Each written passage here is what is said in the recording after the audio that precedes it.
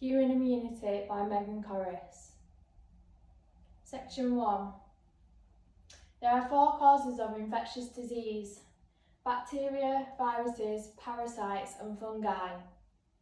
Diseases can spread through direct contact, indirect contact, insect bites and food contamination. A pathogen is a disease-causing organism. Bacteria are small single-celled organisms, for example strep throat. Viruses are smaller than bacteria and can only replicate within a host organism, for example the cold or the flu. Fungi are single-celled organisms, for example athlete's foot or ringworm, and protozoa are single-celled organisms with a nucleus, for example malaria. An antigen is a toxic or foreign substance which induces an immune response in the body. They can be in the form of a protein, a carbohydrate, a nucleic acid and a fat.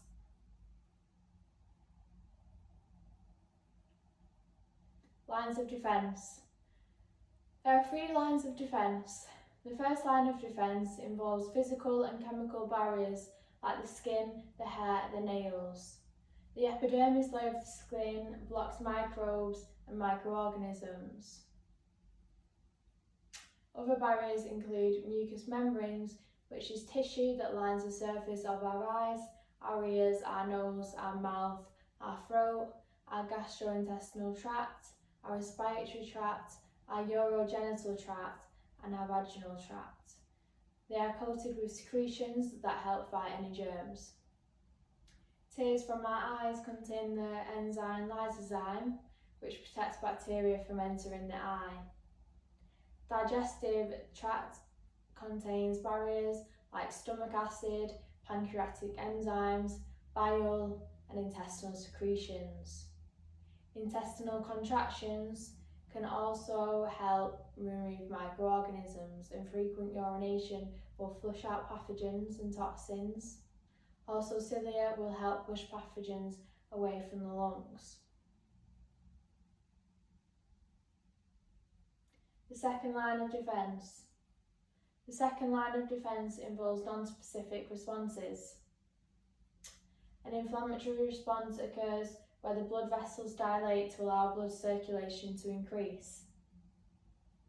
Cell walls develop gaps to enable the blood to pass, so the increased blood flow results in an increased immune response. A large supply of proteins and an increase in body heat establishes an antibiotic effect. The symptoms of this include redness, swelling and pain. The inflammation will continue until the infection has healed. Phagocytosis is the process of engulfing and destroying foreign substances and damaged invasive cells, which is part of the second line of defence. During inflammation, monocytes, which are white blood cells, they become macrophages with enzymes that target cells that need removing. The engulfed cell becomes what's known as a phagosome, which forms a vesicle around it and fuses with the enzyme lysozyme. Neutrophils are white blood cells that defend against pus-forming bacteria. They engulf the invading pathogen and release cytokines, which are small proteins that help the immune response. An example of a cytokine is interleukin, which will target white blood cells. Complement proteins are a group of over 30 small proteins that, when activated, can form a cascade of reactions and attract phagocytes to remove particles and attract proteins that attack invading cell membranes. Section 2. The third line of defence is a specific defence producing antibodies, lymphocytes and memory cells. More specifically, the role of the T cell and B cell play an important part in the immune response. Acquired immunity is a learnt response from the body's immune system and how it remembers to attack pathogens. It also is called specific immunity, as the immune system adapts to attack the specific antigen. Artificially acquired immunity can occur either actively, due to intentionally being exposed to the vaccine or passively by exposing the body to preformed antibodies. There are 5 types of leukocytes involved in defending the body. Neutrophils are the most common white blood cell and are the first cells to approach an infection. Eosinophils are known for their role in allergy symptoms and release toxins to kill pathogens.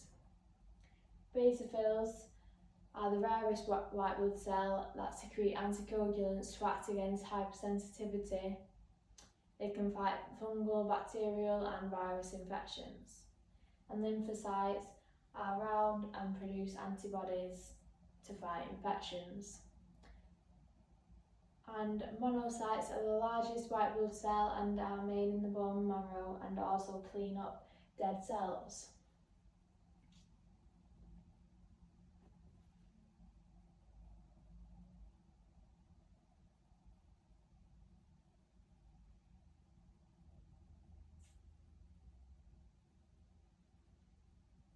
Lymphocytes. There are 2 types of lymphocytes in the acquired immune system, which are B cells and T cells. There are 3 types of T cell lymphocytes: cytotoxic T cells, suppressor T cells and helper T cells. The role of the T cell is to kill the infected host, to activate other immune cells, to stimulate cytotoxic T cells and to create an immune response. T cells have T cell receptors on their surface which recognise antigens and then trigger an immune response. Cytotoxic T cells kill infected cells by releasing enzymes and a protein that destroys cells. They do require assistance and signals from other cells to be activated. And suppressor T cells suppress cytotoxic and helper T cells to regulate other cells, which protects us from an autoimmune attack. The role of B cells is to produce antibodies and to present antigens to T cells. Plasma cells are B cells that secrete antibodies to provide immunity. And memory cells save the memory of specific antigens so that they can be used again if needed.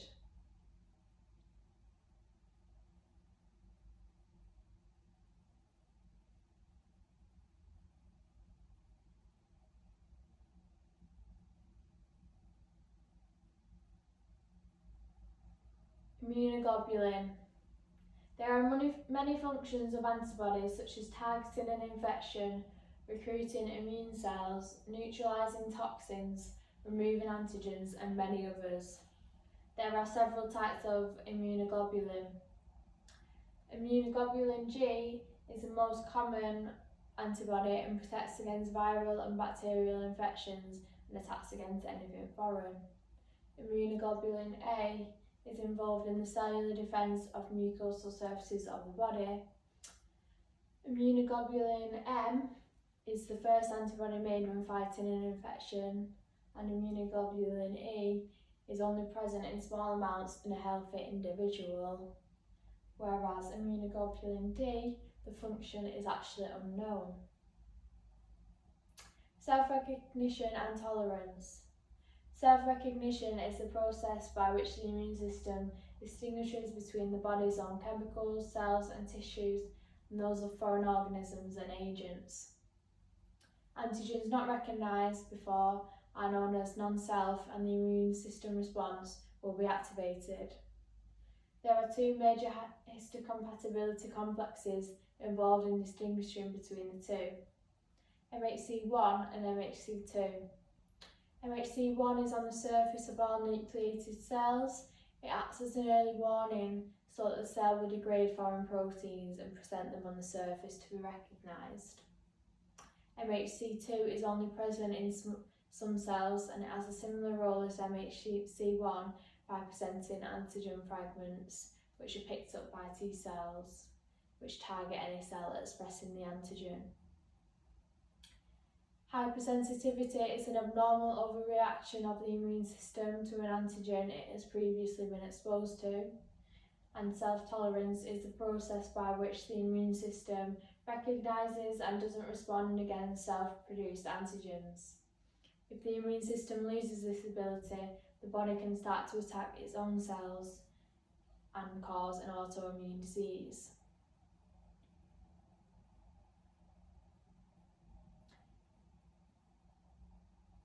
Rejection of transplanted organs.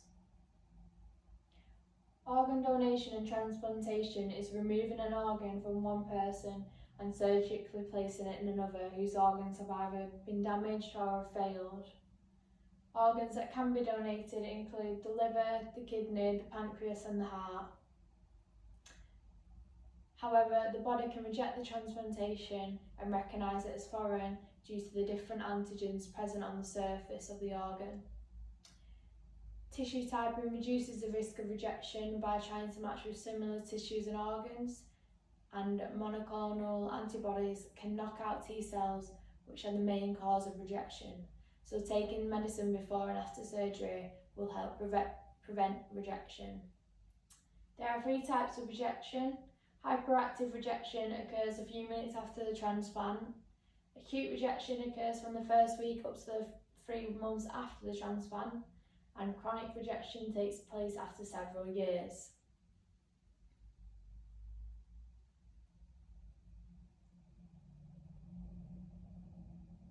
Autoimmunity. Autoimmunity is the immune response against its own cells, tissues and organs. Autoimmunity disease can affect several areas of the body with no known cause. There are more than 80 autoimmune diseases, and there are 4 categories of hypersensitivity disease: immediate hypersensitivity, antibody-mediated hypersensitivity, immune complex-mediated hypersensitivity, and cell-mediated hypersensitivity. The potential triggers of an autoimmune disease can include bacteria or viruses, drugs, chemical irritants, and environmental irritants. Common signs of autoimmune disease can include inflammation, redness, heat, pain, and swelling. There is no cure for the diseases, however, there are ways to decrease symptoms and prevent flare-ups. Graves' disease is an autoimmune disease where the immune system produces an antibody to one part of the cell in the thyroid gland, which results in the overproduction of the thyroid hormones.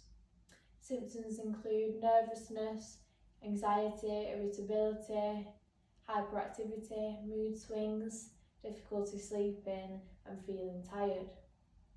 Some signs of Graves' disease can be swelling in the neck, irregular or fast heart rate, twitching or trembling, warm skin, or excessively sweating. Rheumatoid arthritis is a long-term condition that causes pain and swelling and stiffness in the joints, and the condition usually affects the hands, the feet, and the wrists. You've got an increased risk if you're a woman, if you have a family history, and if you smoke. There is no cure again, but treatment can include medicine to relieve the symptoms, physiotherapy and occupational therapy, and potentially surgery.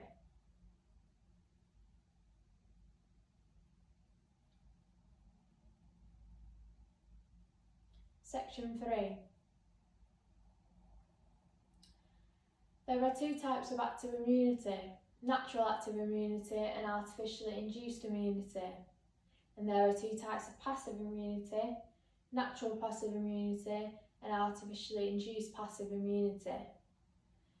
Natural active immunity develops from exposure to a specific pathogen. Artificial immunity includes exposure to a pathogen for a specific purpose in the form of vaccination or, for example, immunoglobulin treatments. During natural passive immunity, antibodies are transferred from one person to another by prenatal and postnatal interactions between a mother and a child. Artificially induced passive immunity occurs by injecting or transfusing antibodies from somebody else. However, this immunity can only last a few weeks.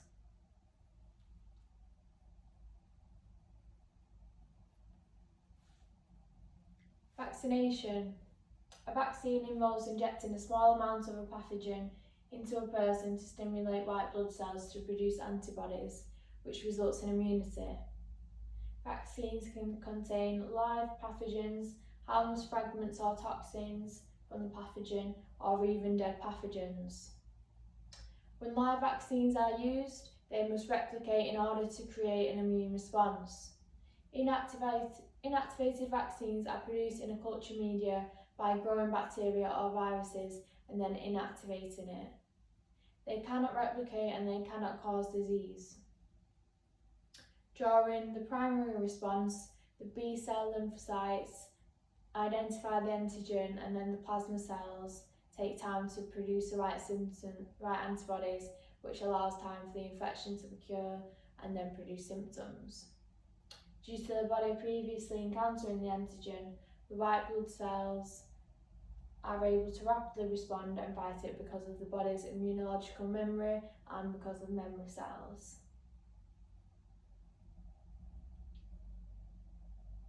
The benefits of vaccination.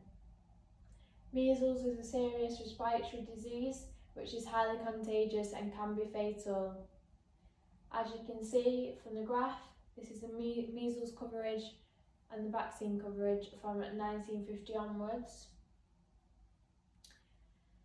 Cases peaked up to 800,000 prior to the measles vaccine being introduced, and then cases started to slow down. There was a second MMR vaccine introduced in 1986 and the cases carried on declining. Since 1989, there's not been more than 4 deaths a year, and since 2000, there's not been more than 2 deaths a year due to the higher vaccination rate. However, there are still cases, and in 2019, 87% of children in England were receiving their second dose of MMR. In Wales and Scotland, it was around 92%, and in Northern Ireland, it was 91%, whereas the target is 95%. The benefits of vaccination can include protecting yourself and the community against the disease, reducing and potentially getting rid of the disease. It will lead to savings in healthcare as there's not many cases to treat in hospital, and it can also extend life expectancy.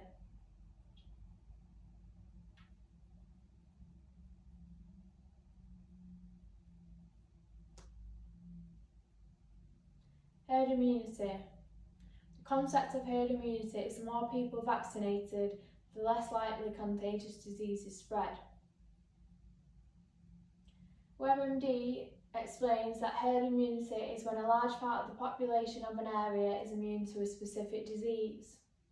If enough people are resistant to the cause of the disease, it has nowhere to go. While not every single individual may be immune, the group as a whole has protection. This is because there are fewer high-risk people overall, so the infection rate drops and the disease peters out. Problems with herd immunity include failing to produce an immune response in some people, the time taken after having the vaccine for it to be effective, and also not everyone in the community wants to be vaccinated due to personal or religious reasons. Immunity threshold refers to calculating what percentage of the population needs to be vaccinated to achieve herd immunity. The table shows infectious diseases and their herd immunity threshold. The NHS provide vaccination programmes for flu, and more recently we have seen the COVID-19 vaccination programme take place across the world. The UK has been able to set up COVID vaccination clinics all over the country, which has made the vaccine easily accessible. But there are many factors that can affect the vaccine uptake. For example, the media coverage around the vaccine, influential anti-vaxxers, religion or cultural beliefs, and the knowledge and awareness behind the vaccine. This concludes the end of my presentation, so thank you for listening.